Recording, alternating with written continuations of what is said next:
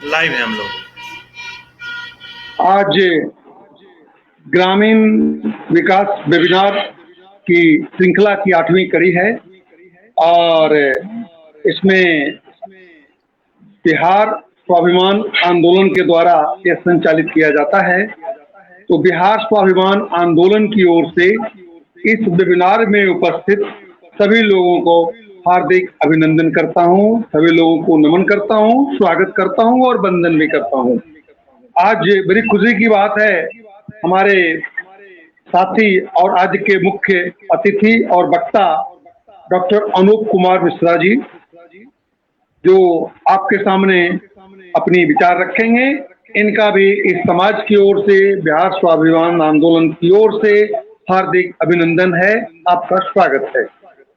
Professor Mishra आज आपके बारे में बताएंगे ग्रामीण विकास के आयाम और आत्मनिर्भर भारत, ये इनका विषय है। तो इनके विषय के पहले इनके बारे में आपको थोड़ा बता दें। सबसे पहला परिचय, तो एसोसिएट प्रोफेसर हैं DAV college Banaras Hindu university Banaras में।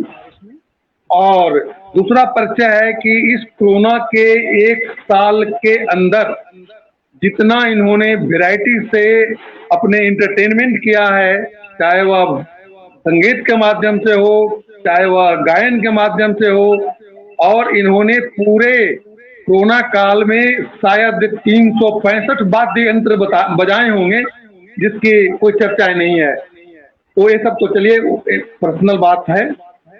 ये बनारस हिंदू यूनिवर्सिटी के प्रोडक्ट हैं, वहीं से इकोनॉमिक्स से एमए किए हैं, पीएचडी किए हैं। ये 20 साल से अधिक वर्षों से वहाँ पर बनारस में पढ़ा रहे हैं। इनकी पब्लिकेशन राष्ट्रीय और अंतर्राष्ट्रीय पत्र और पत्रिकाओं में लगभग 90 से ज्यादा है। इन्होंने अपनी 10 पुस्तकें लिखी है। ये 7 प्रोजेक्ट इंटरनेशनल और नेशनल मिलाकर के इन्होंने कंप्लीट किया है। इसके साथ से ये मैनेजिंग एडिटर्स हैं journal of economics and commerce, और दूसरा है Kashi journal of social science. इसके साथ साथ क्योंकि ये पढ़ने लिखने में बड़ा इनका शौक है, एसोसिएट एडिटर भी हैं इंडियन इकोनॉमिक जर्नल, काफी प्रतिष्ठित अंतर्राष्ट्रीय स्तर का जर्नल है। और एकेडमिक बहुत सारे बॉडी है जिसके लाइफ मेंबर हैं, जैसे Indian economic association, Indian society of labour economics, ये उत्तर प्रदेश उत्तराखंड इकोनॉमिक एसोसिएशन के फाउंडर सदस्य भी हैं, Indian society of labour economics के एग्जीक्यूटिव मेंबर्स भी हैं। इनके स्पेशलाइजेशन है पॉपुलेशंस में है, जेंडर्स में है, लेबर्स में है। ये विश्व के बहुत से कंट्री में विजिट भी किए हैं, कॉन्फ्रेंस के माध्यम से, सेमिनार के माध्यम से, पेपर के माध्यम से, जिसमें यूनिवर्सिटी ऑफ मैनचेस्टर मुख्य रूप से है, यूनिवर्सिटी ऑफ लीड है, साउथ अफ्रीका का यूनिवर्सिटी है, यूनिवर्सिटी ऑफ ढाका जो बांग्लादेश में है। यहाँ इन्होंने अपने पत्र एकेडमिक सेशन के साथ प्रेजेंट किया है। तो आज अब मैं ज्यादा देर न करते हुए श्री अनूप कुमार मिश्रा जी से, जो इनका विषय है ग्रामीण विकास का आयाम और आत्मनिर्भर भारत। ग्रामीण विकास असल मुख्य रूप से यह सेमिनार फोकस है ग्रामीण विकास पर, लेकिन जो मोदी जी की कल्पना है आत्मनिर्भर भारत, बिना ग्रामीण विकास के आत्मनिर्भर भारत नहीं हो सकता है, क्योंकि भारत गांव का देश है। आज 2000 के आंकड़े, 2020 के 21 के आंकड़ा देखें तो लगभग 64% जनसंख्या आज भी गांव में निवास करते हैं। तो ये मोदी जी का ड्रीम प्रोजेक्ट है आत्मनिर्भर भारत। उसमें आज हमारे विद्वान मित्र आपको बताएंगे कि किस प्रकार हम ग्रामीण विकास की जो आयाम है उसको विकसित करके जो मोदी जी का जो ड्रीम है, जो आत्मनिर्भर भारत है, आत्मनिर्भर भारत बनाएंगे। मोदी जी ने 5 चीजें बताई थी बहुत इंपॉर्टेंट, प्रधानमंत्री जी ने, कि 5I का कंसेप्ट उन्होंने आत्मनिर्भर के लिए दिया था। और ये यदि 5I हो तो गांव का कोई व्यक्ति भी आत्मनिर्भर बन सकता है, समाज आत्मनिर्भर बन सकता है, गांव आत्मनिर्भर बन सकता है और देश भी बन सकता है। जिसमें है सबसे पहला तो इंटेंट होनी चाहिए, इरादा होनी चाहिए, इंक्लूजन होनी चाहिए, इन्वेस्टमेंट होनी चाहिए, इंफ्रास्ट्रक्चर होने चाहिए और इनोवेशन होनी चाहिए। ये 5 चीजें हैं और इन 5 चीजों के माध्यम से ग्रामीण विकास किया जा सकता है और ग्रामीण विकास करके आत्मनिर्भर बना जा सकता है। तो विशेष रूप से हम डॉक्टर अनूप कुमार मिश्रा जी का तहे दिल से स्वागत करते हैं। मिश्रा जी, आप अपनी बात 40 मिनट में अपनी बात आप रखें, फिर 5-7 मिनट क्वेश्चन आंसर कुछ होते हैं और फिर धन्यवाद देकर के समाप्त किया जाएगा। तो स्वागत है अनूप मिश्रा जी। बहुत बहुत धन्यवाद दिलीप भाई। हम आपको बड़ा भाई के रूप में स्वीकार किए हुए हैं और हमेशा आपको बड़े भाई के रूप में हमने आदर भी किया है।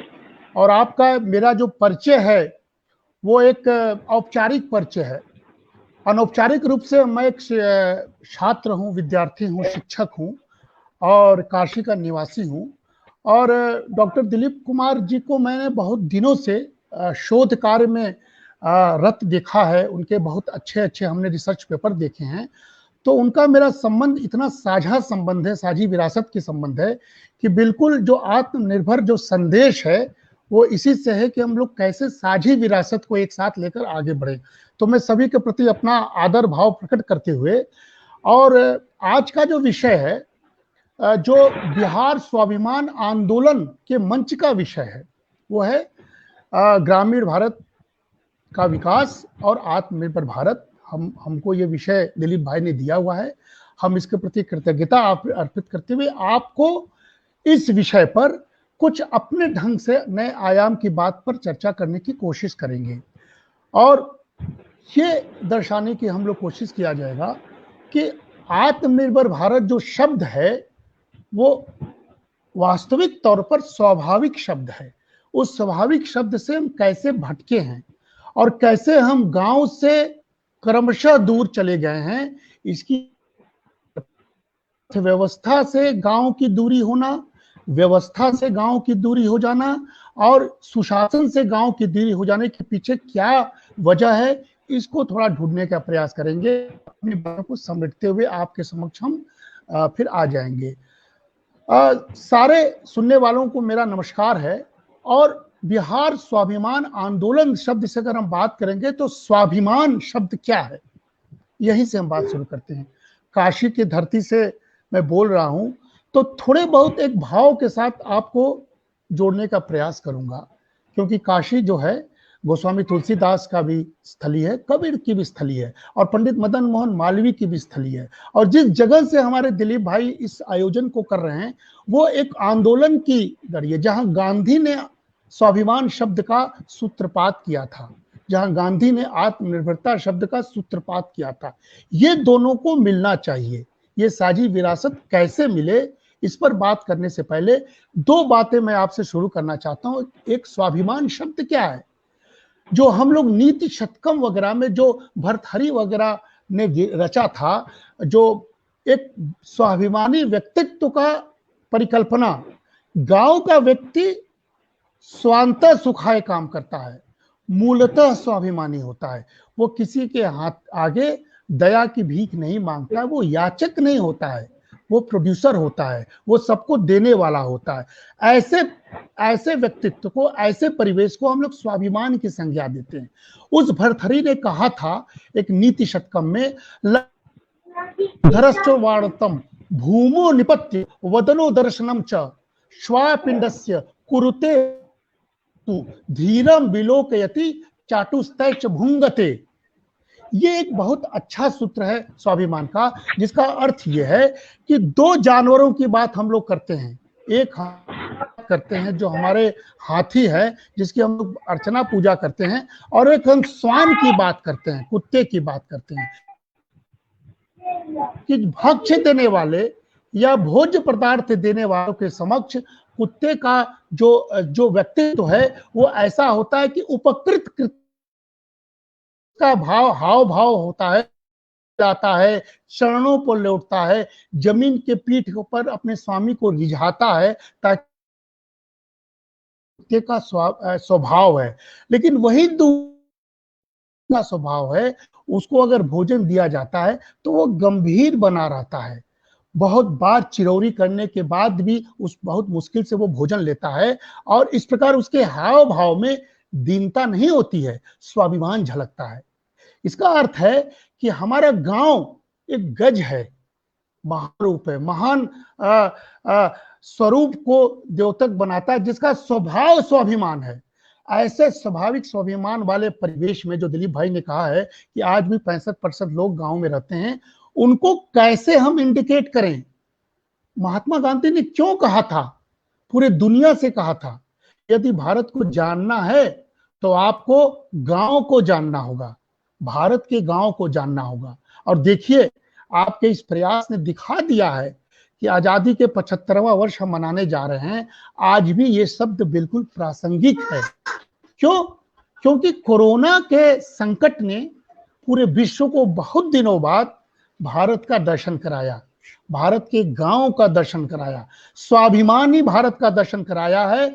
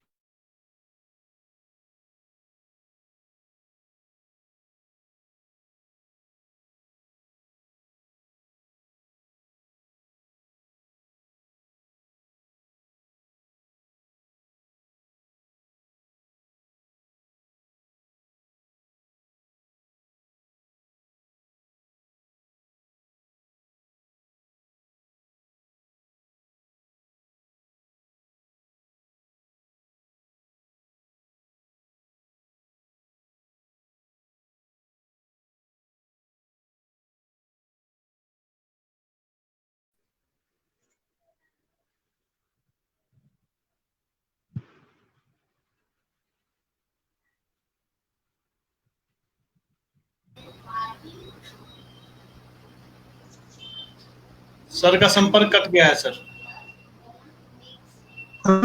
कट गए। हाँ, आपका भी सर आवाज थोड़ा कट रहा है। आवाज आ रही है? जी जी। असल वो क्या होता है, कान में लगाने के चक्कर में हमारा भी उधर उधर जल जा रहा है। तो ठीक है सर, हम लोग लाइव ही है सर, हम लोग लाइव ही है सर। आप बोलिए, मैं लाइव हूँ, आप बोलिए सर।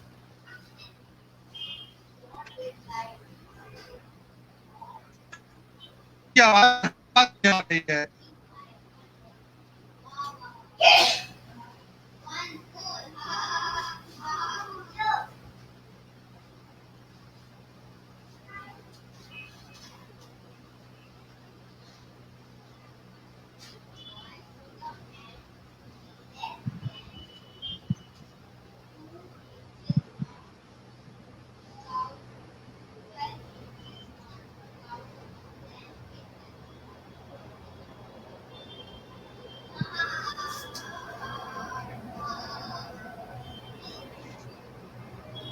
हेलो सर, मैं सुन रहा हूँ आपको सर। हाँ, लेकिन उनकी आवाज नहीं आ रही है, अनूप जी का। सर वो जुड़े नहीं ना, तो कहाँ से आएगी आवाज? अच्छा, फिर कट गए। जी जी।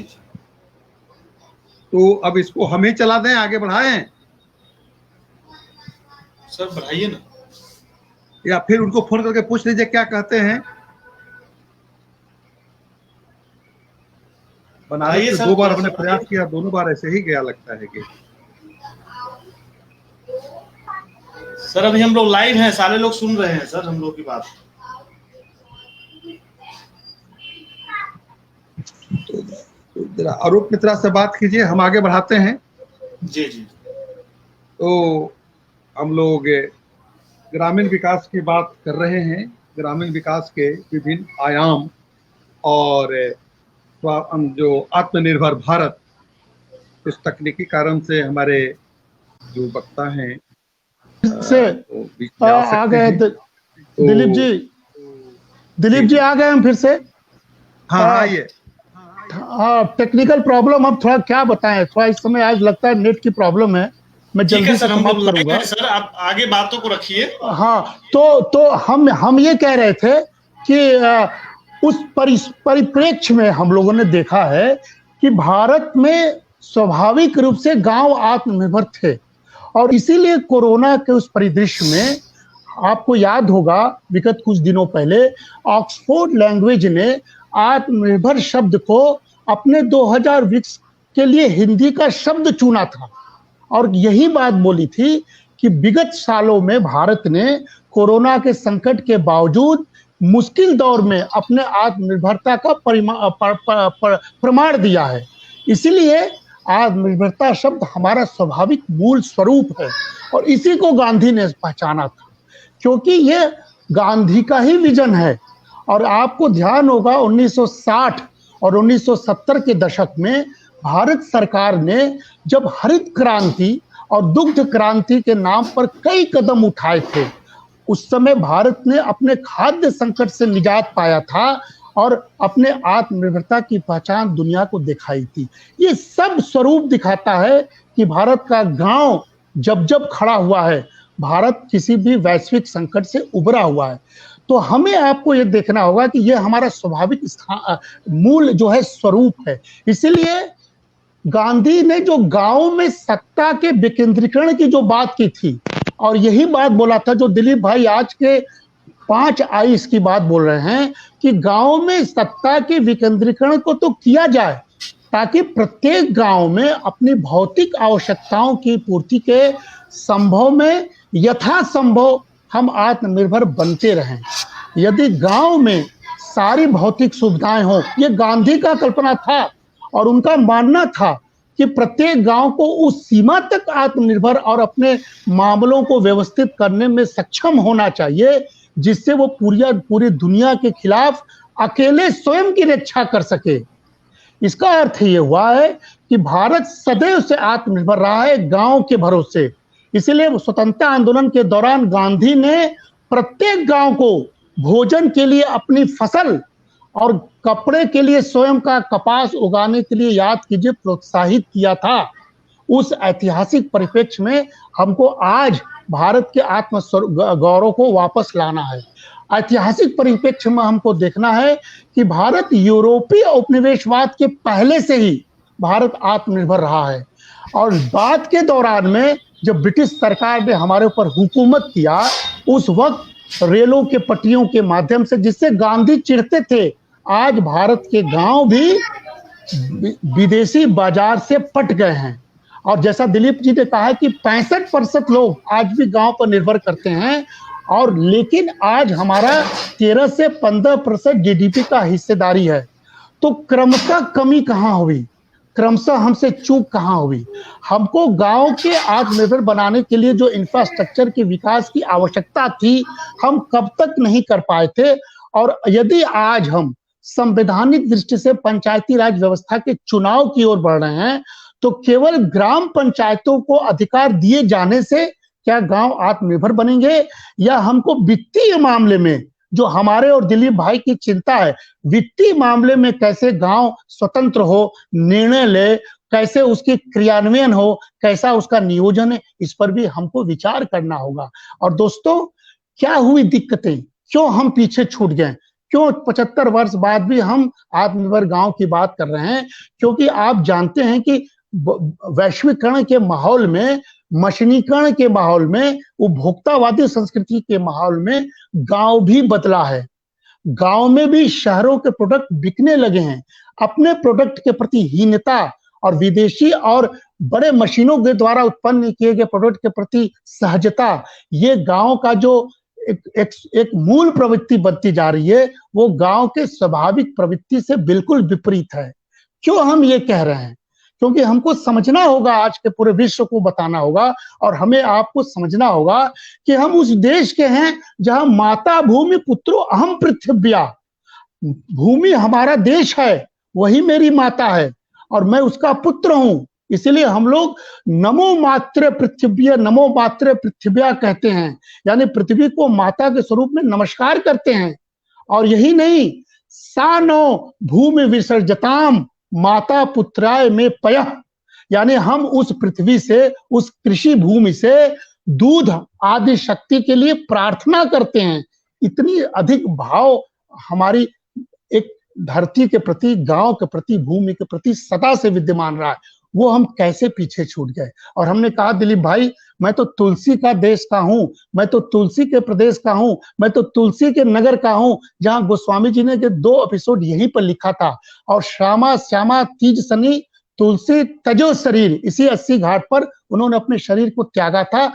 वो अपने समय में, याद कीजिए, बुंदेलखंड के बारे में लिखते हैं। सोचिए, रामचरितमानस के अलावा कितना सुंदर भाव है, इसको सबको जानना चाहिए कि 450 वर्ष पूर्व जब तुलसी, 400 वर्ष पूर्व जब तुलसी थे, तो उन्होंने भारत में बुंदेलखंड की कल्पना की थी। और कितना सुंदर कहा था, आत्मनिर्भरता की पहचान यहां से खोजनी होगी। उन्होंने कहा था, खेती न किसान को, भिखारी को न भीख बाल, बनिक को न बनिज, न चाकर को चाकरी, जीविका विहीन लोग, सीधे मांस सोच बस, कहे एकन सो, कहां जाए का करी।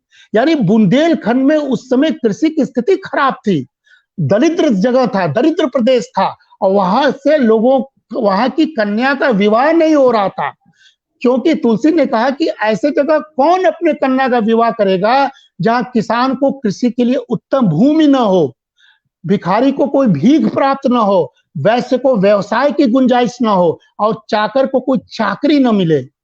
ऐसी परिस्थिति की कल्पना तुलसी ने की थी। और आज देखिए, इतने वर्षों बाद जब हमारे उत्तर प्रदेश में बुंदेलखंड पर योजनाएं बनती है, तो हमको उसको आत्मनिर्भर भारत और ग्रामीण विकास से जोड़ना होगा।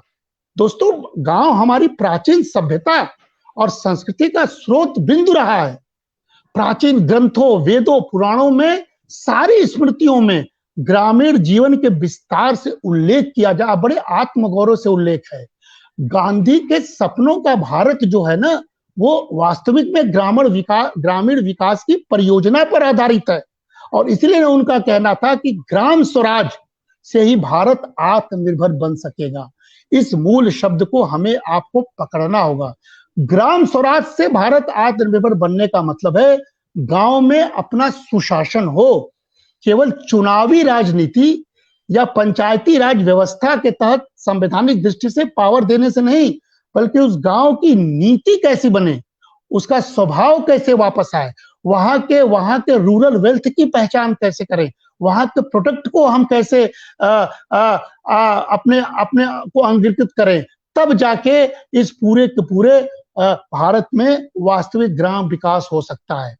क्योंकि हमारा कृषि पुराना से व्यवसाय रहा है।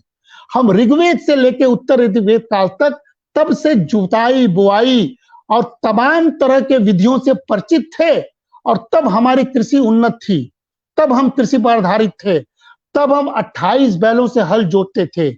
इसीलिए आज दोस्तों, मेरा जो आयाम है कि ग्रामीण विकास और आत्मनिर्भर का अर्थ अगर जोड़ना है, तो हमको उसके मूल अर्थ पर वापस आना होगा। और दिलीप जी, ग्रामीण विकास का मूल अर्थ क्या है? ग्राम वासियों की आर्थिक और सामाजिक जीवन में बदलाव हो, और यही हमारा और आपका दायित्व है, जिससे पूरे ग्राम वासियों के उन सभी मूलभूत आवश्यकताओं की पूर्ति हो जो उनके लिए बेहद जरूरी है। यही रूरल डेवलपमेंट का एस्पेक्ट है। एक ये प्रक्रिया है, this is a continuous process, जिसका उद्देश्य है गांव में रहने वाले सारे ग्राम वासियों का जीवन स्तर इतना सुधरे कि वो आत्मगौरव हो, और यही आत्मनिर्भर गांवों का पहचान है। हमको व्यवस्थाएं ऐसी करनी होगी। इसीलिए ग्रामीण विकास का जो महत्व है, वो दिलीप भाई ने एनसीआर में रहते हुए बहुत सारे इस पर काम किए। हमको याद है, बहुत सारे शोध प्रपत्र हमने देखा है। जो शोध हम लोग कहते हैं, वो भारत में ग्रामीण विकास के पीछे का जो मूल स्रोत है, निर्धनता, बेरोजगारी, असमानता, पिछड़ेपन की समस्या, इन सबका निराकरण यदि नहीं होगा, तो हम कैसे आत्मनिर्भर हो सकते हैं, और कैसे हम दीनहीन अवस्था से उपजकर आत्म गौरव प्राप्त कर सकते हैं। इसीलिए हमको सत्ता का विकेंद्रीकरण, भूमि सुधारों का बेहतर तरीका और ग्रामीण विकास के सारे आयामों को एक साथ पिरोना होगा, जिसके बिना आज भी हमारे गांव अधूरे हैं। इसीलिए हम रूरल डेवलपमेंट के मीनिंग और नेचर को कंपोजिट करें। This is a multi dimensional concept, जिसमें कि लघु उद्योग, कुटीर उद्योग, वहां के लोकल आर्टिसन, वहां के मानव संसाधन, ये सबको एक साथ कैसे पिरोएं ताकि गांव में आय का सृजन हो, गांव का उत्थान वहां के कलाकृतियों में हो, वहां के रूरल वेल्थ को एक्सप्लोरेशन में हो। इसीलिए जो रूरल डेवलपमेंट का फिनोमिना है वो various physical, technological, economic, socio cultural और इंस्टीट्यूशनल फैक्टर से जुड़ा हुआ है, जिसके बारे में आज प्रधानमंत्री बोल रहे हैं। हमको वहां के फिजिकल इन टेक्नोलॉजी यानी तकनीक और संसाधन का उपयोग कैसे करें, कैसे वहां का सामाजिक, आर्थिक और सांस्कृतिक परिवेश को संरक्षित करें, और कैसे वहां पर एग्रीकल्चर, सोशल, बिहेवियरियल, इंजीनियरिंग और मैनेजमेंट के एक्सपेक्ट को जोड़ें।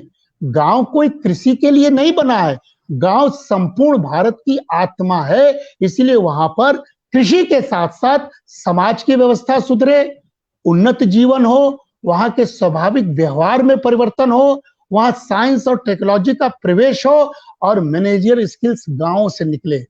तब जाके हम लोग रूरल डेवलपमेंट के कॉन्सेप्ट को क्लियर कर पाएंगे। और दिलीप जी, आपको याद होगा कि वर्ल्ड बैंक जब डिफाइन करता था रूरल डेवलपमेंट के पर्सपेक्टिव, तो यही तो कहता था कि rural development as a strategy design to improve the economic and social life of specific group of people, and that specific group is rural poor. हम स्पेसिफिक ग्रुप को पुअर की बात करते हैं, हम ग्रामीण परिवेश में गरीबी को दूर करना हमारा ध्येय होना चाहिए, तब आत्मगौरव होगा। दैट मीन्स कि we have to move towards every intensive program in the rural village.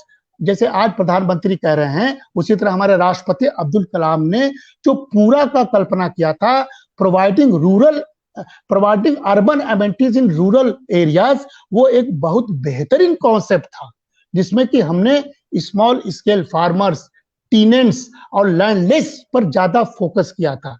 इसीलिए पूरे कॉन्सेप्ट को हमको आज रिवाइव करना होगा, और एग्रीकल्चर का जो रिफॉर्म्स का दौर चल रहा है, उस तीनों कानूनों में रूरल डेवलपमेंट के एक्सपर्ट के साथ जोड़ना होगा। लोगों को समझाना होगा कि भारत की उन्नति गांव की उन्नति से होगा। भारत आत्मनिर्भर तभी होगा जब गांव वास्तव में आत्मनिर्भर होगा। जो मार्जिनल किसान हैं, उनकी स्थिति बहुत खराब है, उसी से वो गरीब बने हुए हैं। उन तक कैसे विकास पहुंचे, कैसे उनका रूरल कंजम्पशन का पैटर्न बदले, इस पर हमको बहुत ध्यान देना होगा। और जब पहले कहते थे, याद कीजिए दिलीप जी, उत्तम खेती, मध्यम व्यापार, नीच चाकरी, भीख निदान, उलट गया है। आज हमारा कृषि सबसे नीच हो गया है। हम कृषि पर विचार कर रहे हैं, जबकि कृषि एक समय उत्तम था। इस सूत्र को वापस लाना होगा, और कौटिल्य के उस सूत्र को, कौटिल्य भी आपके बिहार की धरती के एक तरह से गवर्नेंस के सूत्र को पिरोने वाले व्यक्ति थे, जो उन्होंने कहा था मनुष्याणाम वृत्तिरथा, यानी मनुष्य के जीविका को हम अर्थ कहें, और जहां जीविका और लाइवलीहुड शब्द है, वहां अर्थव्यवस्था का प्रवेश होना चाहिए। मनुष्य से युक्त भूमि को हमको ऐसा बनाना चाहिए ताकि वह आत्मगौरव पहले हो, और तब जाके उसका जीविकापार्जन हो। तस्या पृथ्व्या लाभ पालन उपाय शास्त्र मर्थ शास्त्र मिति, यही कौटिल्य ने कहा था कि मनुष्य से युक्त भूमि को प्राप्त करने और उसकी रक्षा करने वाले उपायों को निरूपित करने वाले अर्थ को ही अर्थशास्त्र कहते हैं। इसीलिए उसने कृषि, वाणिज्य और पशुपालन, ये कौटिल्य के वार्ता के 3 प्रमुख अंग थे, जिससे कि जीविका का पार्जन होता था। आज भी तीनों अंग हैं, लेकिन आज हम आत्मगौरव नहीं कर पा रहे हैं। आज हमारे किसान दीनहीन हैं, पिछड़े हैं, गरीब हैं, उन तक योजनाएं फलीभूत नहीं हो पा रही हैं। इसीलिए हम ये सब सारी बातें कर रहे हैं। और दोस्तों, क्योंकि समय की कमी है, हम सारी बातों को थोड़े में संक्षेप में बताना चाहेंगे कि किसी भी देश में, भारत ही नहीं, किसी भी देश में, भारत जैसे देश में जहां के 130 करोड़ लोगों का जनांकीय आधार है, हमारे के विकास के लिए सबसे महत्वपूर्ण बात हमारी मौलिक पूंजी होनी चाहिए। और मौलिक पूंजी का अर्थ क्या है? देश के प्राकृतिक संसाधनों द्वारा प्रदत्त उपहार, और वो तो हमारा गांव ही है, वो तो हमारा कृषि ही है, और वही तो हमारा कृषि समाज है। इसीलिए कृषि प्रधान देश आज भी भारत है, और कृषि प्रधान देश होने के कारण भारत की आज भी मौलिक पूंजी कृषि उत्पाद ही है। इस बात को हमको नहीं भूलना होगा, न किसी सरकार को, न किसी उद्योगपति को, न किसी भी समाज को, कि आज भी भारत उसी मौलिक पूंजी के भरोसे आत्मगौरव कर सकता है। कोविड ने दिखाया है, रिवर्स माइग्रेंट्स को किसने बचाया, किसने आत्मसात किया, किसने इस इकोनॉमिक डिप्रेशन में, कोविड काल में जो माइनस नेगेटिव चला गया था, शून्य से नीचे चला गया था, किसने 3.4% का पॉजिटिव ग्रोथ दिया? वो हमारा गांव, हमारा किसान और हमारा कृषि समाज ही दिया है। पूरी दुनिया इसकी तारीफ कर रही है कि भारत में एक भी व्यक्ति भूखा नहीं मरा। ये आत्मगौरव है, ये गांव है, और ये गांव को हमको वापस लाना होगा सदैव के लिए। हमको कोरोना का इंतजार नहीं करना होगा, हमको पैंडेमिक का इंतजार नहीं करना होगा। ये फॉर एवर का प्लान है कि गांव को आत्मनिर्भरता से जोड़ना चाहे। क्यों गांव से लोग पलायन कर रहे हैं? क्यों पुश फैक्टर है? क्यों नहीं हम गांव का ऐसा मॉडल बनाते हैं कि गांव के लोग जबरदस्ती, जबरन शहर के मिथ्या आकर्षण से वापस न जाएं? आपने देखा कि करोड़ों लोग जब लौट रहे थे तो उनको किसी उद्योगपति ने नहीं पूछा, उसको किसी सरकार ने पूछा, उनको पूछा तो अपनी ही धरती, अपने ही परिवार और अपने ही गांव। यही तो भारत है। इसकी परमानेंसी को आपको बचाना होगा। इसीलिए भारत के गांव, भारत के गांव के समाज के बारे में बहुत दिल से, भाव से समझना चाहिए और मानना पड़ेगा कि ब्रिटिश शासन ने ही हमारे गांव का और कृषि का सत्यानाश किया था। ये आपको बिल्कुल मान लेना चाहिए कि ब्रिटिशर ने भारतीय अर्थव्यवस्था के मूल कृषि की रीढ़ तोड़ दी थी। और दिलीप भाई, आपको याद होगा, आप तो इस पे लगातार बात कर रहे हैं और बहुत गौरव के साथ हम आपकी बात सुनते हैं कि छोटे छोटे किसानों के साथ जो ब्रिटिशरों ने जो जुल्म ढाया था, यही कारण था कि अंग्रेजों के साथ पहला संघर्ष किसानों, आदिवासियों का ही हुआ था। और इसी संघर्ष के बाद हम भारतीय स्वतंत्रता आंदोलन की नींव रखते हुए दिखाई पड़ते हैं। आपको याद होगा मुंडा आंदोलन, आपको याद होगा भील आंदोलन, आपको याद होगा संथाल विद्रोह, आपको याद होगा चुआर विद्रोह। ये सब जो विद्रोह था, आंदोलन था, ये अंग्रेजों के गांव और कृषि के खिलाफ, नीतियों के खिलाफ था। इसीलिए 1860 में नील आंदोलन होता है, वो भी आत्मगौरव, आत्म भारत के लिए था। मराठा आंदोलन 1875 होता है, वो भी आत्म स्वभाव या आत्म गौरव के लिए था। और किसान आंदोलन जो पबना में 1870 में हुआ था, या मोपला विद्रोह हुआ था, या आपके चंपारण में किसान आंदोलन हुआ था 1905-6 में, या खेड़ा किसान आंदोलन हुआ था, ये सब क्या था? ये गांव और कृषि पर कुदृष्टि की वजह से एक आंदोलन खड़ा हुआ था, और जिसका सूत्रधार कभी गांधी हुआ करते थे, कभी सहजानंद हुआ करते थे, कभी विनोबा भावे हुआ करते थे, और कभी जयप्रकाश नारायण हुआ करते थे। ये सब आत्मगौरव की लड़ाई लड़ते थे। और क्यों?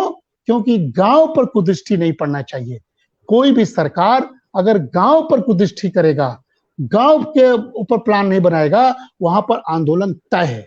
इसीलिए आजादी के बाद हम लोगों ने जमींदारी प्रथा को समाप्त किया, भूमि सीमा अधिनियम को बदला, भूदान और सर्वोदय आंदोलन को हाथों हाथ लिया, भू राजस्व के उगाही के लिए कई तर्कसंगत उपाय किए, और यही नहीं, हमने पहले भी बताया कि हम खाद्यान्न पर आत्मनिर्भर बने। इसीलिए दोस्तों, हम कहीं न कहीं से जो वर्तमान परिप्रेक्ष्य में कृषि है और वर्तमान परिप्रेक्ष्य में जो हमारा किसान है, उसको आत्मगौरव के रूप में पहले लें और तब उस पर बात करें। तब सही रूरल डेवलपमेंट या ग्रामीण विकास पर हम बात कर सकते हैं।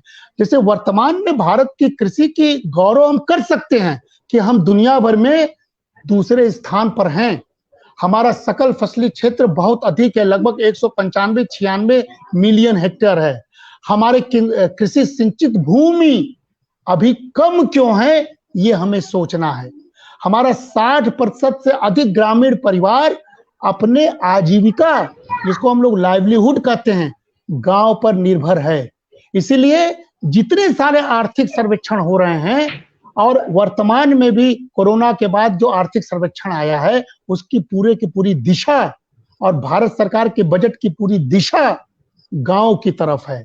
इसीलिए आज प्रधानमंत्री ने आत्मनिर्भर शब्द को पुनः प्रयोग किया है और वोकल फॉर लोकल जो शब्द कहा है, वो असल में इसलिए कहा है कि हमारी बागवानी फसल का क्षेत्र, हमारे पशुपालन देश की आबादी कृषि उत्पादन में 32% की हिस्सेदारी है। भारत में दूध, आम, केला, नारियल, काजू, पपीता, मटर, कसावा, अनार, इसमें हम पहली रैंक में हैं। ये हमारी पूंजी है, ये हमारा कैपिटल है, हमारा वेल्थ है।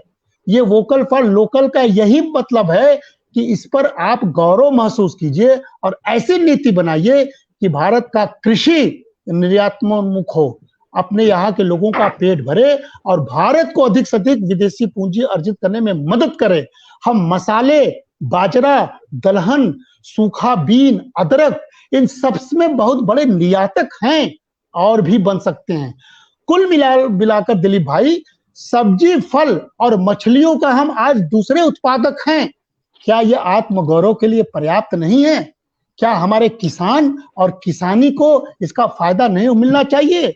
और वर्तमान में तो कोरोना के बाद औषधि और सुगंधित पौधों के मामले में जो हमारे हिस्सेदारी मात्र 7% है और भारत का 6वां स्थान है, उसको क्या हमें नहीं बढ़ाना चाहिए?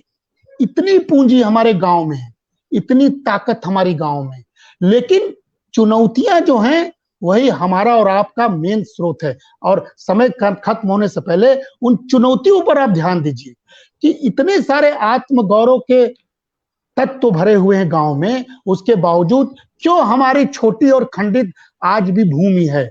क्यों मार्जिनल किसान आज भी हैं? क्यों हमारे भारत में भूमि का आकार 1.1 हेक्टेयर से एवरेज कम है लोगों में? दिलीप जी इसके बारे में ज्यादा जानते हैं, हम उनके तरह शोधार्थी इतने बड़े नहीं हैं, लेकिन उनको डाटा पूरा पता है कि मार्जिनल फार्मर्स की स्थिति क्या है। 32% खेत पर नियंत्रण कौन करता है? सीमांत किसान किसे कहते हैं? और सीमांत किसान की तुलना में बड़े किसान 45 गुना अधिक भूमि पर कब्जा किए हुए हैं। क्यों भारत आज भी मानसून पर निर्भर है? क्यों हमारे कृषि मजदूर की हालत खराब है? क्यों हम अधिशेष और श्रम जो है और जो हमारे डिस्गाइज अनएम्प्लॉयमेंट, जिसको हम लोग प्रच्छन्न बेरोजगारी की बात करते हैं, आज भी दिखता है? क्यों हमारे गांव के युवा पलायन कर रहे हैं? क्यों अधिकांश किसान अभी भी खेती के वही पुरानी तकनीक पर निर्भर बहुत जगहों पर हैं, खास करके हमारे पूर्वांचल और बिहार के सुदूर जगहों पर? क्यों हमको फसल सुरक्षा के उचित प्रावधान अभी भी नहीं पता है? क्यों हमें बीज प्रतिस्थापन की दर हमारे लिए बहुत कम है? क्यों हमें अभी भी खराब गुणवत्ता वाली बीज बोने को मजबूर होना पड़ रहा है? और क्यों हमारे पास सिंचाई की सुविधाएं उस तरह नहीं है जिस तरह हम दावा करते हैं? और यही नहीं दिलीप जी, अकुशल कृषि और उपकरणों का प्रयोग के मामले में भारत आज भी पिछड़ा हुआ है। आज भी हम अपर्याप्त पानी की आपूर्ति गांव में देखते हैं। एग्री क्रेडिट ऋणग्रस्तता आज भी भारत के गांव की बहुत बड़ी चुनौती बनी हुई है। कृषि का विपणन आज भी स्थिति उसकी खराब है। ये सारी की सारे चुनौतियों को आप देखोगे, तब इस पर अगर हम लोग बात किया जाए, जो समसामयिक विषय भी है कि क्या एग्रीकल्चर का जो तीनों कानून है इन सारी समस्याओं को लेकर ही बनाया गया है क्या? ये हमको सोचना पड़ेगा। इस पर हमको बात करना होगा कि जो हमारे गांव की पूंजी है, हमारा गांव का जो मानवीय पूंजी है, हमारा गांव का जो धरातली पूंजी है, उसको हम कैसे उकेरें और क्या इन तीनों किसान के कानून में इसको उकेरते हुए दिखाई पड़ रहा है कि नहीं? हमारी लो एग्रीकल्चर प्रोडक्टिविटी बहुत बड़ी समस्या है। हम चाहकर भी अपनी उत्पादकता को नहीं बढ़ा पा रहे हैं, इसलिए हमको क्या फसल के उत्पादन का मापदंड बदलना पड़ेगा। हम एमएसपी के लालच में ही केवल धान और गेहूं का उपज करें ताकि इरिगेशन की भी समस्या उत्पन्न हो जाए और बहुत सारे किसानों को उसकी व्यवस्था का लाभ न मिले। ये सारी व्यवस्थाओं को आप हमको जोड़ना पड़ेगा कि आज गांव में कृषि का प्रैक्टिस कैसा है, हम किस प्रैक्टिस की बात कर रहे हैं, किसानी कौन कर रहा है, कौन पलायन कर रहा है। और अगर गांव के लोग युवा पलायन करेगा, किसान की जगह कोई और करेगा, तो कैसे ग्राम का विकास होगा, कैसे गांव खुशहाल होगा और कैसे गांव में हम आत्मनिर्भरता शब्द को पिरोएंगे।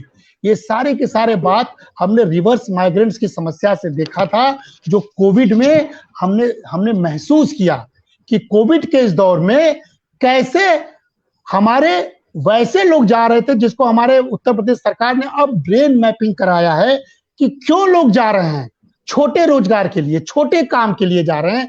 क्या हम गांव में ऐसा परिवेश, ऐसा माहौल नहीं बना सकते हैं कि उसी गांव के इर्द गिर्द छोटे लघु कुटीर उद्योगों का जाल बिछ जाए, टेक्नोलॉजी की कमी ना हो, सड़क का जाल बिन जाए, कोई भी असुविधा ना हो, ताकि वहीं पर हम अपने किसानी के साथ साथ हम छोटे उद्योग धंधे भी कर सकें। क्यों हमको एग्रीकल्चर इनपुट कॉस्ट के बारे में हम उसकी एनालिसिस नहीं कर पा रहे हैं? टेक्नोलॉजिकल की बहुत बड़ी गैप है, उसकी पूर्ति हम क्यों नहीं आज भी कर पा रहे हैं? कैपेसिटी की बिल्डिंग को एनहांस क्यों नहीं कर पा रहे हैं?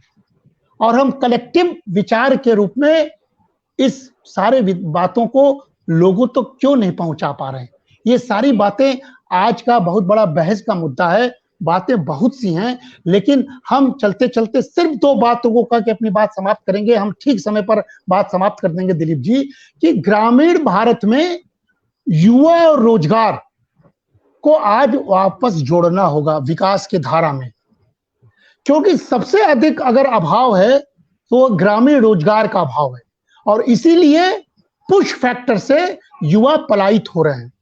और भारत का सबसे प्रमुख जो उद्योग जिसको हम लोग कृषि मानते हैं, उसको वापस कृषि ही बनाया जाए, क्योंकि सभी लोग कृषि पर आधारित हैं। और आज की बदलती हुई परिस्थिति में कृषि में प्रगति हुई तो जरूर है, लेकिन अभी भी कृषि के सामने बहुत समस्याएं जो अभी हम बात कर रहे थे। इसीलिए भारत की कृषि को आत्मनिर्भर बनाया जाए, भारत को कृषि को उद्योग का दर्जा दिया जाए, ताकि आज बदलते हुए भारत में हम युवाओं को भी कृषि से जोड़ सकें। और जनांक जो वृद्धि हो रही है, जहां हम सबसे युवा देश हैं, उस युवा देश के अगर युवा गांव से पलायन होने पर मजबूर होगा तो गांव में कभी भी खुशहाली नहीं हो सकती है। इसीलिए भूमि पर जनसंख्या का दबाव कैसे कम हो, ये भी प्रायोरिटी होनी चाहिए। कृषि की नई और कुशल रीतियों को कैसे हम और आप मिलकर अपनाया जाए, ये हमारा विमर्श होना चाहिए।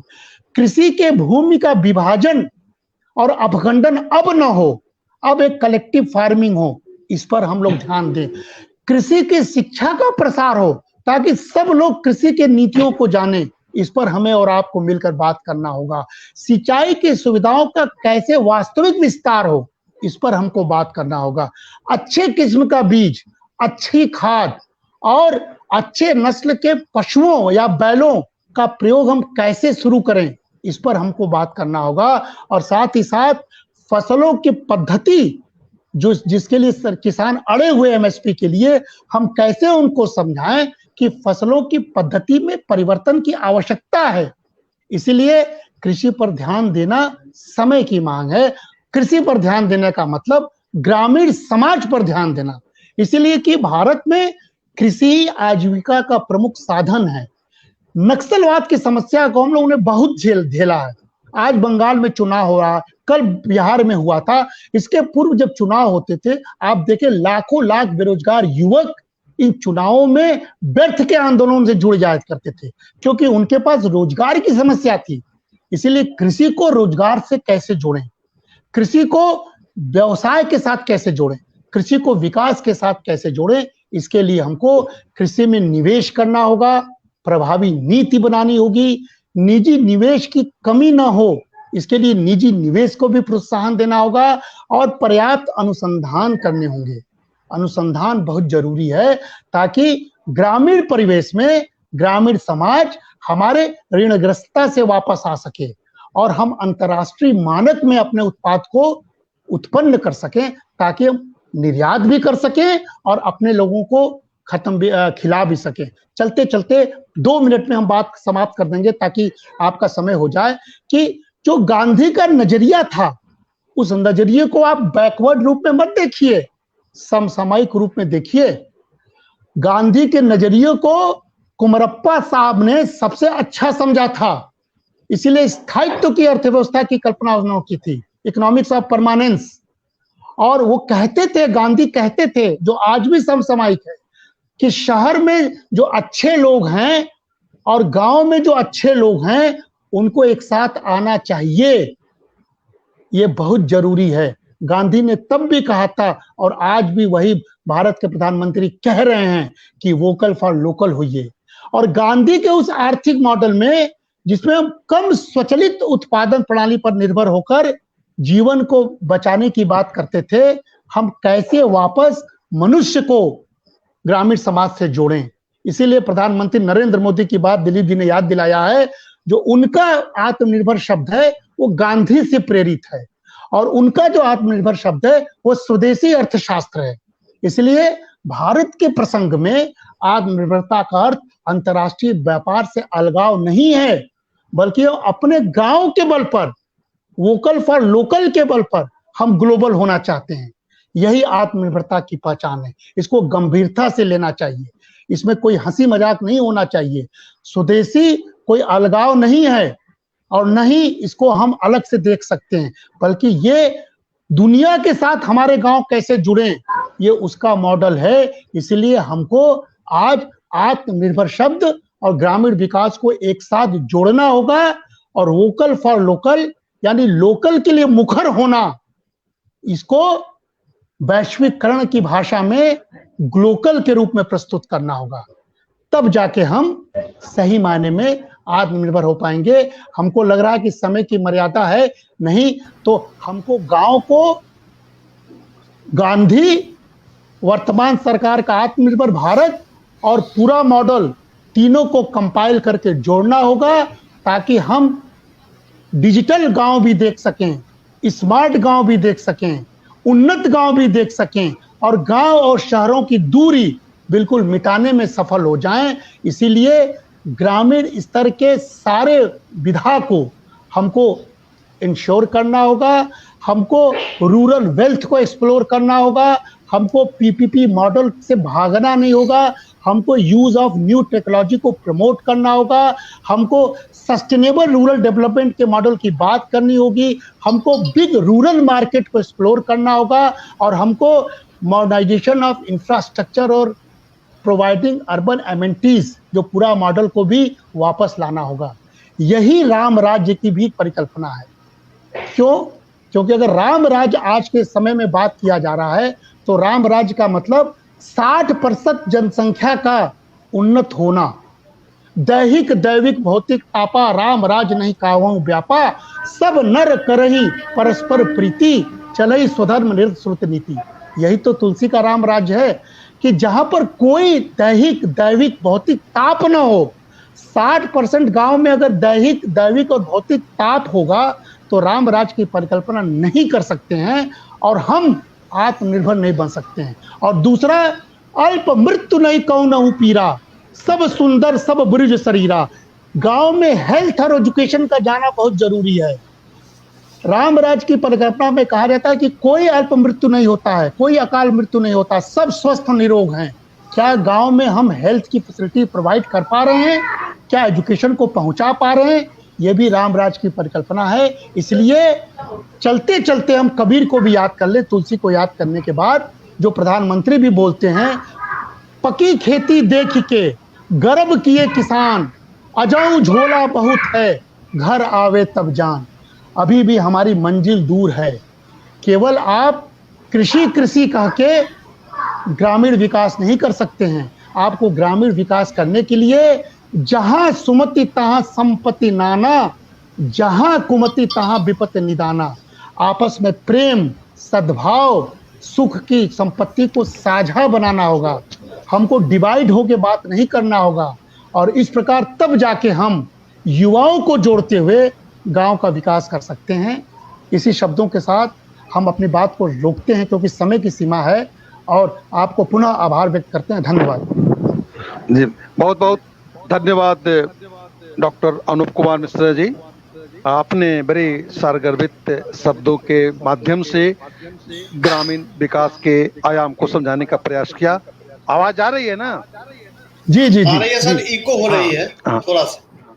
अच्छा, तो ग्रामीण विकास के जो आपने आयाम और आत्मनिर्भर भारत की जो बात कही है, तो अब तो इको नहीं आ रही है ना? सर करिए, सर आ रही है, थोड़ी करिए सर, कोई दिक्कत नहीं। तो जो अब आपने बहुत अच्छे तरीका से तमाम बातों को रखा है, लेकिन बहुत सा प्रश्न भी है। मैं बहुत सा प्रश्न को न रखते हुए एक प्रश्न मात्र रजनीश ठाकुर जी पूछते हैं कि ग्रामीण लोगों की क्रय शक्ति को कैसे बढ़ाया जाए, क्योंकि उनका मानना है कि जब तक गांव की क्रय शक्ति नहीं बढ़ेगी, गांव के किसानों को, गांव में रहने वालों की क्रय शक्ति नहीं बढ़ेगी, तब तक हम आत्मसम्मान, आत्मनिर्भर भारत की कल्पना नहीं कर पाते हैं। तो 2 मिनट में आप इसको जरा बता दें। बहुत ही उत्तम प्रश्न है रजनीश जी को, बहुत बहुत साधुवाद। क्रय शक्ति बढ़ने का अर्थ क्या है? आय का बढ़ना। जब अब आपकी आय में वृद्धि होगी, तभी आपके क्रय में भी वृद्धि होगी। जब गांव में आय के स्रोत सीमित होते जाएंगे, जिस पर हम लोग चिंता व्यक्त कर रहे हैं, इसीलिए कहा जा रहा है कि doubling the income of farmers जो शब्द है, यानी गांव में आय के स्रोत को लाने की बात भी सोचा जाए। जब गांव के किसानों के पास, समाज के पास, युवाओं के पास आय आएगा उनके रूरल वेल्थ से, तब जाके उस आय को खर्च करने की उनकी प्रवृत्ति होगी। क्योंकि हम सब जानते हैं कि हमारी डिमांड हो सकती है, लेकिन इफेक्टिव डिमांड तभी होगा जब हमारे पास परचेसिंग पावर होगा। गांव में धीरे धीरे परचेसिंग पावर कम हो रहा है, क्योंकि गांव में पलायन हो रहा है, गांव की आर्थिक शक्ति सिमट रही है। इसीलिए रजनीश जी, हमारा ये सुझाव है कि गांव को आत्मनिर्भर बनाने के लिए गांव के युवाओं को रोजगार गांव के इर्द गिर्द मिले, ताकि गांव का पैसा गांव में रहे, और किसानों को बहुफसली माध्यम से किसानी करने के लिए प्रोत्साहित किया जाए, ताकि उनकी आय भी डबल होते हुए दिखाई पड़े। ये दोनों किसान के परिवार में आय का सृजन करेगा, जिससे वहां क्रय शक्ति बढ़ेगी, और जब क्रय शक्ति बढ़ेगी तभी इस देश का डिमांड बढ़ेगा, रूरल कंजम्पशन बढ़ेगा, तब जाके गांव आत्मनिर्भर होगा और भारत की इकोनॉमी को रिवाइव करते हुए दिखाई पड़ेगा। तो आपका प्रश्न बहुत उत्तम है, लेकिन उत्तर हमारे योजनाओं में छिपा हुआ है कि कैसे युवाओं को वहां से पलायन न होने दें, और कैसे किसानों के आय को हम दुगना वास्तविक तौर पर होते हुए दिखाई पड़े, ताकि किसानों के पास बचत हो। जितनी सारी स्कीम्स हैं जो सरकार की, वो किसानों के इनपुट कॉस्ट को कम करता है। अगर वो करता है तो आय जो बचती है वो खर्च होता है कि नहीं, इस पर हम लोग को शोध की दिशा को, आयाम को देना होगा। जी, बहुत अच्छा आपने बताया। तो आप देखेंगे, अनूप भाई खोलकर देखेंगे अपने, बाद में बहुत सारे कमेंट्स हैं, जो जवाब होगा आप देंगे। अब मैं 3-4 मिनट में समराइज करता हूँ। चूंकि प्रोफेसर मिश्रा जी ने बहुत अच्छे तरीका से आप लोगों को ग्रामीण विकास के आयाम को बताया और आत्मनिर्भर की कल्पना की और उसके बारे में बताया। मैं बताना चाहूंगा कि ग्रामीण विकास के लिए कृषि ही नहीं बल्कि गैर कृषि कार्य को भी विकसित करने की जरूरत है, जिसे हम कहते हैं फार्म सेक्टर्स और नॉन फार्म सेक्टर्स। चूंकि फार्म सेक्टर के माध्यम से किसान जिंदा रह सकते हैं, बहुत अच्छी उनकी आय की प्राप्ति नहीं हो सकती है। इसलिए ग्रामीण विकास के लिए यह जरूरी है कि कृषि में विकास तो हो ही, साथ साथ गैर कृषि क्षेत्र में जो नॉन फार्म सेक्टर्स है उसमें भी विकास करने की जरूरत है, जिससे किसानों की आय में वृद्धि होगी और किसान उससे लाभान्वित भी होंगे।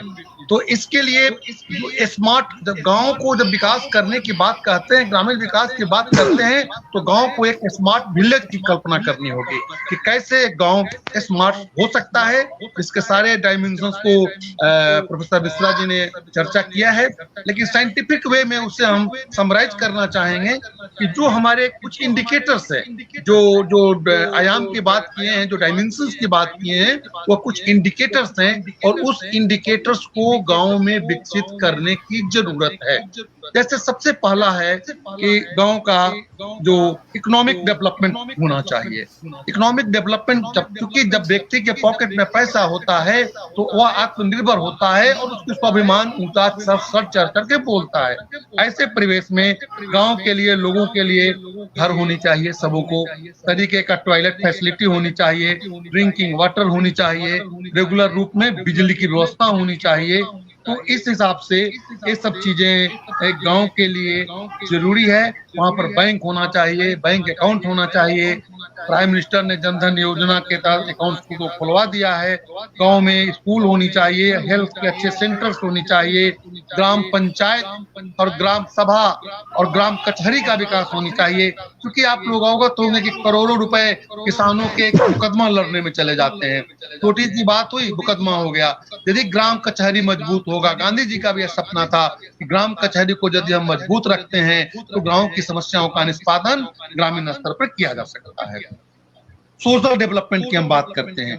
सोशल डेवलपमेंट का तात्पर्य है कि जो गांव में फौज की व्यवस्था होनी चाहिए, गांव में जो गलत प्रथाएं थी, बाल विवाह वगैरह होता था, उस सब पर रोक लगाने की जरूरत है।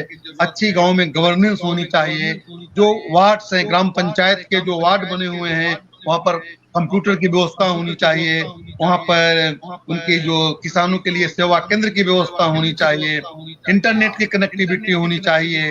ये सभी चीजें गांव के लिए सोशल डेवलपमेंट की जरूरत है। इसके साथ साथ गांव विकास के लिए हम जब चर्चा करते हैं तो इन्वायरमेंटल फैक्टर को नहीं छोड़ सकते हैं। पर्यावरणीय जो समस्याएं विकास की बहुत जरूरी है, क्योंकि आप यह देख रहे हैं कि आज दिन प्रतिदिन जंगल, बगीचा, पेड़ पौधे कटते चले जा रहे हैं। ऐसे परिवेश में इन्वायरमेंटल डेवलपमेंट की जरूरत है। और गाँव में जो वेकेंट लैंड है, जो खरीद है जमीन है, जो बंजर जमीन है या रोड साइड्स है, वहां पर प्लांटेशन करने की जरूरत है, छायादार और फलदार वृक्ष लगाने की जरूरत है। इसके साथ साथ वाटर कंजर्वेशन और वाटर हार्वेस्टिंग की भी बात करनी होगी कि गांव में जो सिंचाई की व्यवस्था थी, पहले मेड़ों को रोक कर पानी रोका जाता था। गांव में आहर था, पोखर था, तालाब था, गड्ढे थे, जो पानी को रोक करके वाटर टेबल को मेंटेन रखते थे। उस सब पर भी बात ध्यान देने की जरूरत है। इसके साथ साथ गुड गवर्नेंस की बात गांव में होनी चाहिए, स्मार्ट गवर्नेंस होनी चाहिए। इसके लिए जो गवर्नेंस के जो सेल्स हैं वो पंचायत प्रतिनिधि हैं, पंचायत के रिप्रेजेंटेटिव्स हैं, चाहे वो मुखिया हो, प्रधान हो, सरपंच हो, ग्राम सेवक हो, ग्राम वार्ड के जो अधिकारी हैं, इन लोग को एक अच्छी गवर्नेंस होनी चाहिए ब्लॉक के साथ, डिस्ट्रिक्ट के साथ। इसके साथ साथ ह्यूमन डेवलपमेंट एक बहुत बड़ा इंडिकेटर्स है स्मार्ट विलेज के लिए या रूरल डेवलपमेंट के लिए। ह्यूमन डेवलपमेंट होनी चाहिए। ह्यूमन डेवलपमेंट के लिए शिक्षण संस्था अच्छी क्वालिटी होनी चाहिए, हेल्थ फैसिलिटी अच्छी होनी चाहिए। आज आपको बड़ा दुख होगा, हम बताएंगे, माल न्यूट्रिशन जो है बच्चों में 60-65% जो लैक्टेटिंग मदर्स है, एनीमिक पेशेंट जो आज बच्चे पैदा हो रहे हैं, लगभग 60% जो हैं वे एनीमिक पैदा हो रहे हैं। ऐसे परिवेश में मानवीय विकास के लिए बहुत सारे सब चीजें जरूरी है। इसके साथ साथ जो अनूप जी ने बहुत अच्छी बात कही कि अंग्रेजों ने बर्बाद किया भारत की कृषि। किसान क्या था? पहले बड़े किसान से मध्यम किसान, मध्यम से छोटे, छोटे से सीमांत के बाद क्या हो गए? लैंडलेस वर्कर्स हो गए। तो ये जो भूमि में सुधार अभी नहीं हो पाया है भारत के कुछ राज्य के कुछ हिस्सों में हुआ, उत्तर प्रदेश के पश्चिमी क्षेत्रों में हुआ है, पंजाब हरियाणा में हुआ है, कुछ गुजरात में हुआ है, लेकिन बिहार वगैरह से पूरा अनछूता है। तो जब तक भूमि सुधार नहीं होगा तो लैंड रिफॉर्म होने की जरूरत है। और बनारस की धरती से स्वामी सहजानंद सरस्वती थे जिन्होंने सबसे पहले जमींदारी प्रथा उन्मूलन की बात उठाई थी, और बिहार पहला राज्य था जहां से जमींदारी उन्मूलन हुआ है। लेकिन आज भी sub division and fragmentation of lands हैं, परिवार टूट रहे हैं, परिवार टूट कर टुकड़े टुकड़े बांट रहे हैं, जमीन बांट रहे हैं। अरे भाई फसल बांटो, जमीन बांटने की क्या जरूरत है। और सबसे बड़ी चीज जो गांव की थी, ग्रामीण विकास के लिए जो जरूरी था, जो हमारा पारंपरिक जो ढांचा था, वह जजमानी सिस्टम था। जहाँ पंचपोइये हुआ करते थे, जो बरहे, लोहार, हजाम, कहार, कानू, पंडित जी हुआ करते थे, जजमान हुआ करते थे। वो क्या था? वही एक रामराज था, वही एक समाजवाद था, वही ग्राम विकास का एक बहुत बड़ा माध्यम था, जो एक दूसरे पर डिपेंडेंट थे। लेकिन आज वो जो जजमानी था जो है, वह लगभग एक सिंबॉलिक रूप में ही चल रहा है। उसको भी विकसित करने की जरूरत है।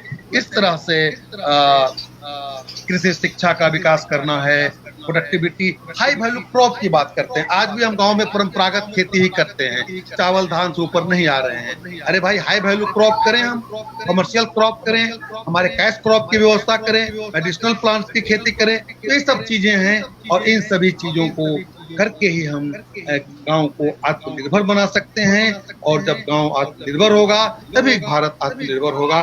तो अब इसके साथ साथ समय हो गया है, और मैं इस वेबिनार में उपस्थित जितने हैं या हमारे अतिथि हैं, सभी को बिहार स्वाभिमान आंदोलन की ओर से बहुत बहुत धन्यवाद देता हूं। विशेष रूप से हमारे आज वक्ता हमारे भाई अनूप कुमार मिश्रा जी, जिन्होंने समय अभाव थोड़ा लगा, थोड़ा तकनीकी असुविधा हुई 10-5 मिनट की, लेकिन फिर मौका देंगे और फिर इस विषय पर चर्चा की जाएगी। क्योंकि ग्रामीण विकास के तो इतने आयाम हैं और इतने इसके जो इंडिकेटर्स हो सकते हैं, तो उस पर चर्चा की जाएगी। ग्रामीण विकास के लिए ग्रामीण अध्ययन की जरूरत है, जिसके लिए पार्टिसिपेटरी रिसर्च है, PRA है, पार्टिसिपेटरी रूरल अप्राइजल्स है, RRA है, रैपिड रूरल अप्राइजल्स है, सारे टूल्स हैं। ये सब ग्रामीण विकास में उस टूल्स के माध्यम से गांव की कमियों को पता किया जा सकता है, और रिसर्चर के माध्यम से उसे दूर करने के लिए प्रयास किया जा सकता है। तो फिर हम आगे इस पर चर्चा करेंगे। तो पुनः इस बिहार स्वाभिमान आंदोलन की ओर से सभी लोग उपस्थित हमारे जितने वेबिनार्स में हैं, बहुत बहुत धन्यवाद। और विशेषकर मिश्रा जी को बहुत अच्छा इन्होंने आपने वक्तव्य दिया, बहुत अच्छी बातें आपने बताई, संस्कृत के आलोक से लेकर के आप चाणक्य और तुलसीदास जी से लेकर के कबीरदास जी की चर्चा करते हुए, क्योंकि ये लोग भी गांव में ही पैदा लिए थे, ये लोग शहर में पैदा नहीं लिए थे, और गांव ही होता है। गांव ही आज धीरे धीरे शहर बनना जा रहा है।